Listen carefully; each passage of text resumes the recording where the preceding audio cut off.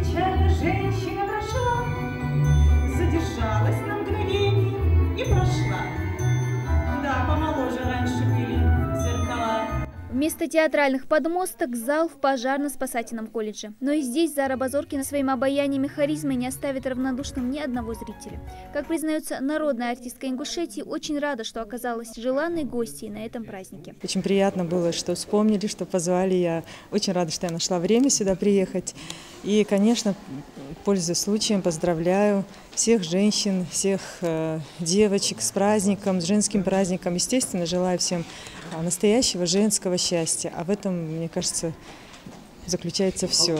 Женское счастье, оно и материнство, оно и удачное замужество, и, в общем, все-все-все в это включено.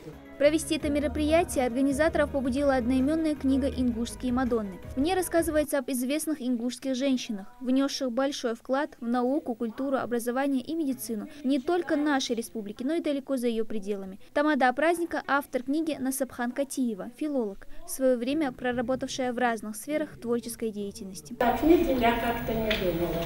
И первое, с чего это началось, когда я уже освободилась, так скажем, от работы, от всяких проблем, времени высвободилось много на пенсии, и я решила написать, думаю, грешно уходить из этого мира, не оставив какие-то записи своим близким, советы, пожелания.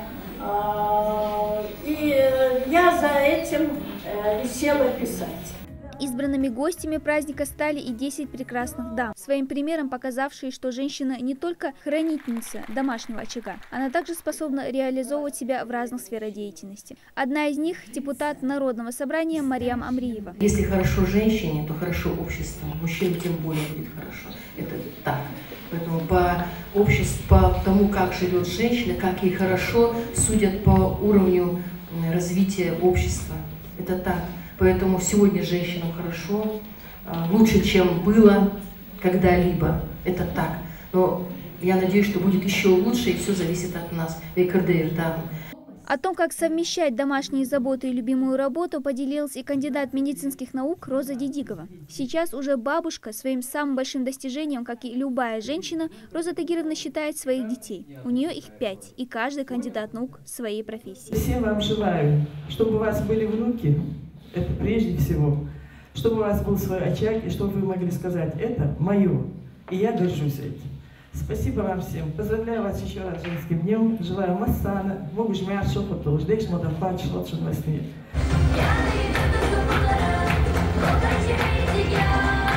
В зале звучат стихи, песни, и все это для прекрасной и не менее сильной половины человечества. Украшением праздника стало и выступление заслуженного работника культуры Ингушетии Заремы Мальсаговой. Талантливый композитор написала около 40 народных мелодий и композиций для симфонического оркестра.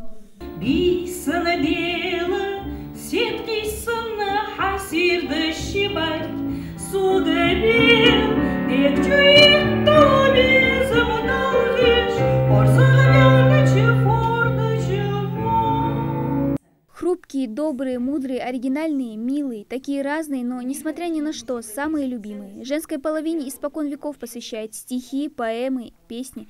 И до сих пор она остается одной из главных загадок в глазах сильного пола. Желаю всем женщинам нашей республики, да и всего мира в целом, семейного благополучия, счастья, чтобы они добивались всех целей, которые ставят перед собой, и не видели преград при достижении этих целей. В преддверии праздника хотелось бы пожелать всем нашим женщинам, чтобы все их желания сбывались и всегда радовали нас своим теплом и заботой. Дана Плиева, Ахмед Горбаков, Новости 24.